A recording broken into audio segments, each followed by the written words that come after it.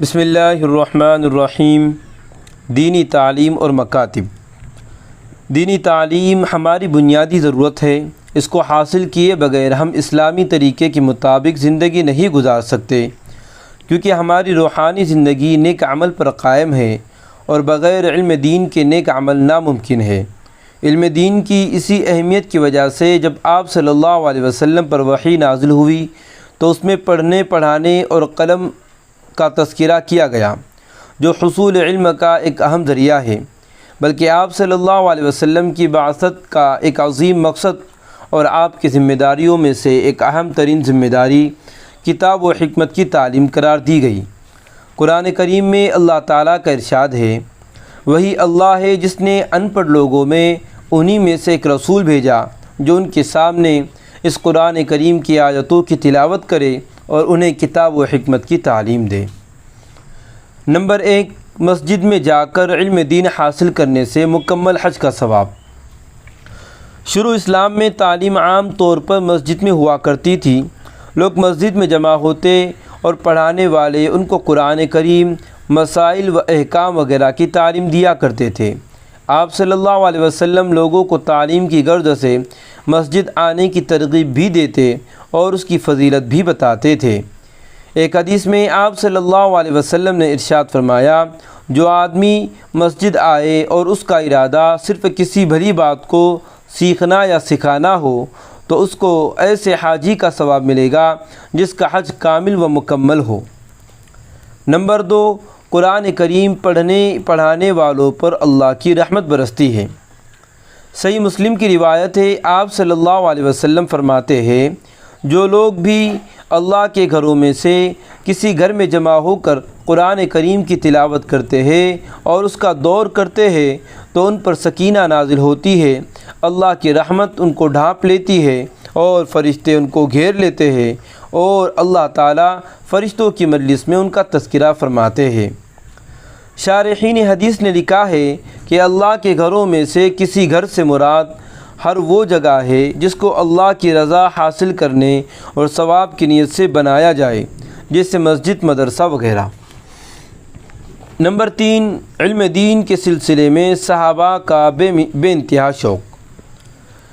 حضور صلی اللہ علیہ وسلم نے دینی تعلیم حاصل کرنے کی ایسی فضا اور ایسا ماحول بنایا تھا کہ ہر شخص اس کو حاصل کرنے کی دھن میں لگا رہتا۔ کسی کو یہ گوارا نہ تھا کہ وہ آپ صلی اللہ علیہ وسلم کی مجلس سے غیر حاضر رہے تاکہ علم کا کوئی حصہ نہ رہ جائے۔ اگر کوئی روزانہ نہ حاضر رہ پاتا تو 2 آدمی مل کر باری مقرر کر لیتے۔ بخاری شریف کی روایت ہے کہ حضرت عمر رضی اللہ عنہ فرماتے ہیں، میں اور میرا انصاری پڑوسی دونوں مدینہ کے قریب ہی ایک گاؤں بنو امیہ بن زید میں رہتے تھے۔ ہم دونوں باری باری رسول اللہ صلی اللہ علیہ وسلم کی خدمت میں حاضر ہوتے تھے۔ ایک دن وہ آتا اور ایک دن میں آتا۔ جس دن میں آتا تو اس دن کی وحی کی اور دوسری باتوں کی اس کو اطلاع دیتا تھا، اور جب وہ آتا تو وہ بھی اسی طرح کرتا۔ نمبر 4، مسجد نبوی میں سیکھنے سکھانے کا نظم۔ مسجد نبوی صرف عبادت کی جگہ ہی نہیں تھی بلکہ تعلیم و تعلم یعنی سیکھنے اور سکھانے کی ایک درسگاہ بھی تھی، جس میں لوگ جمع ہوتے اور دین کی باتیں ایک دوسرے سے سکھا کرتے۔ حضرت عبداللہ بن عمر رضی اللہ عنہ فرماتے ہیں کہ مسجد نبوی میں 2 مجلسیں لگی ہوئی تھی۔ آپ صلی اللہ علیہ وسلم کا گزر ان دونوں مجلسوں کے پاس سے ہوا تو آپ نے ارشاد فرمایا کہ دونوں مجلسیں اچھی ہے، البتہ ان میں سے ایک کا درجہ دوسرے سے بڑا ہوا ہے۔ پھر آپ نے ایک مجلس کی طرف اشارہ کرتے ہوئے فرمایا، یہ لوگ دعاؤں میں لگے ہوئے ہیں اور اللہ کی طرف متوجہ ہے، اللہ چاہیں گے تو عطا کریں گے اور چاہیں گے تو نہیں دیں گے۔ اور دوسری مجلس کی طرف اشارہ کرتے ہوئے فرمایا، یہ لوگ دین کی سمجھ حاصل کرنے اور علم دین سیکھنے میں لگے ہوئے ہیں اور نہ جاننے والوں کو سکھانے میں مشغول ہے، لہذا ان کا درجہ بڑا ہوا ہے، اور میں تو معلم ہی بنا کر بھیجا گیا ہوں۔ پھر آپ انہی میں یعنی سیکھنے سکھانے والوں میں بیٹھ گئے۔ نمبر 5، صفہ علم دین حاصل کرنے والوں کی درسگاہ تھی۔ صفہ مسجد نبوی میں ایک چبوترا تھا جہاں کچھ صحابہ دنیاوی جھمیلوں سے الگ ہو کر ہر وقت علم دین حاصل کرنے میں لگے رہتے۔ ان میں ہر عمر کے لوگ ہوا کرتے تھے۔ انہی میں حضرت ابو ہریرہ رضی اللہ عنہ بھی تھے، جن کا پوری امت پر بڑا احسان ہے۔ سب سے زیادہ حدیثیں انہی سے منقول ہے۔ وہ خود فرماتے ہیں کہ میں ایک مسکین شخص تھا، رسول اللہ صلی اللہ علیہ وسلم کی خدمت کرتا تھا، آپ ہی کے گھر سے کچھ کھانے کو مل جاتا تھا۔ ہجرت کرنے والے صحابہ تجارت میں مشغول رہتے اور انصار صحابہ اپنے باغات میں۔ اسی وجہ سے مجھے آپ صلی اللہ علیہ وسلم کی حدیثیں سننے اور یاد کرنے کا زیادہ موقع ملا۔ ان اصحاب صفہ میں کچھ تو وہ لوگ تھے جن کا قیام وہی رہتا، اور کچھ وہ لوگ تھے جو باہر سے علم حاصل کرنے آیا کرتے تھے۔ کبھی کبھی سب کی مجموعی تعداد 400 تک ہو جایا کرتی تھی۔ نمبر 6، اسلامی دور میں مکاتب کا نظام۔ مدینہ منورہ میں حضور صلی اللہ علیہ وسلم کی آمد سے پہلے ہی 3 درسگاہیں قائم تھیں۔ پہلی درسگاہ بیچ شہر میں مسجد بنو زریق میں تھی، جس میں حضرت رافع بن مالک رضی اللہ عنہ تعلیم دیا کرتے تھے۔ دوسری درسگاہ مسجد قباء میں تھی، جس میں حضرت سالم رضی اللہ عنہ امامت کے ساتھ لوگوں کو دین سکھایا کرتے تھے۔ اور تیسری درسگاہ اسعد بن زرارہ رضی اللہ عنہ کے مکان میں تھی، جس میں حضرت مصعب بن عمیر رضی اللہ عنہ تعلیم دیا کرتے تھے۔ جب آپ صلی اللہ علیہ وسلم مدینہ منورہ تشریف لائے اور مسجد نبوی کی تعمیر فرمائی تو یہ دینی تعلیم کا ایک مرکز بن گئی، اور آگے چل کر یہ سلسلہ بڑھتا ہی چلا گیا۔ علماء اکرام نے لکھا ہے کہ مدینہ منورہ کے 9 مساجد کے آس پاس بچوں کے لیے تعلیمی درسگاہیں تھیں، جن میں قرآن کریم کی تعلیم کے ساتھ لکھنے کی مشق بھی کرائی جاتی تھی۔ علامہ ابن حزم رحمۃ اللہ علیہ نے لکھا ہے کہ رسول اللہ صلی اللہ علیہ وسلم اس دنیا سے چلے گئے اور پورے جزیرۃ العرب میں اسلام پھیل گیا۔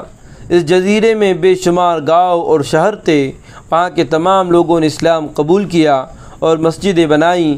اس جزیرے کے ہر شہر، ہر گاؤں اور ہر دیہات میں قرآن کریم کو نمازوں میں پڑھایا جاتا، اور مرد و عورتیں اور بچے قرآن پڑھنا سیکھتے تھے۔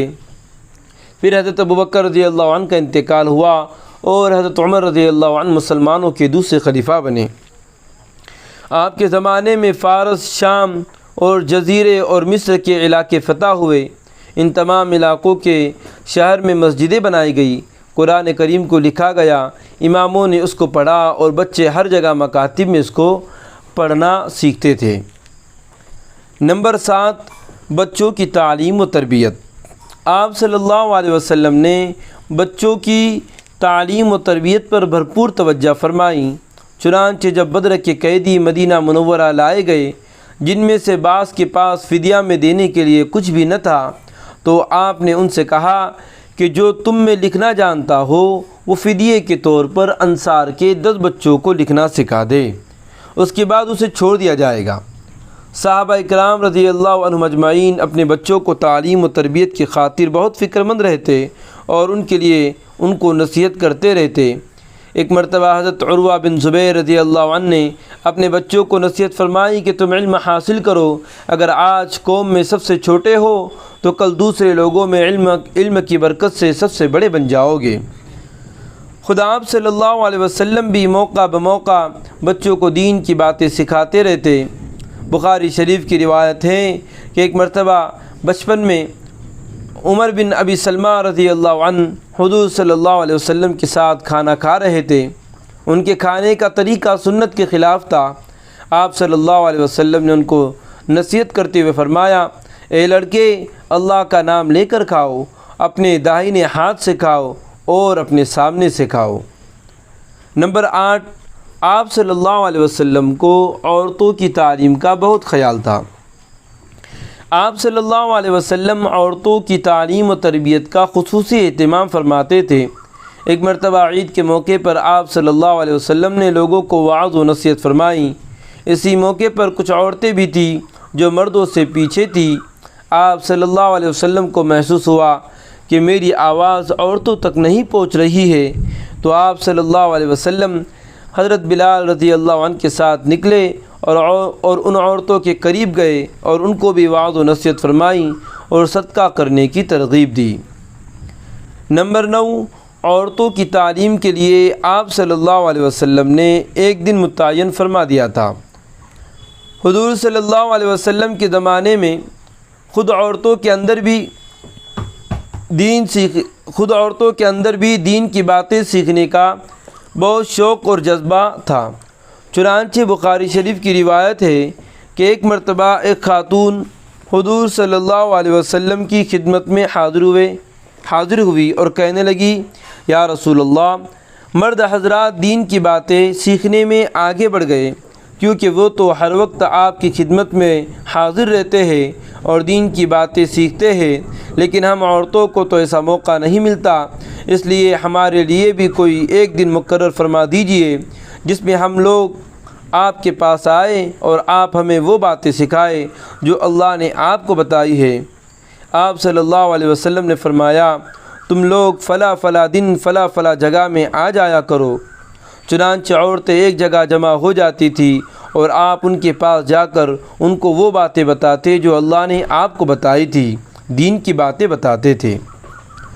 نمبر 10، اسلام گھر کی خادمہ کی تعلیم و تربیت کی بھی ترغیب دیتا ہے۔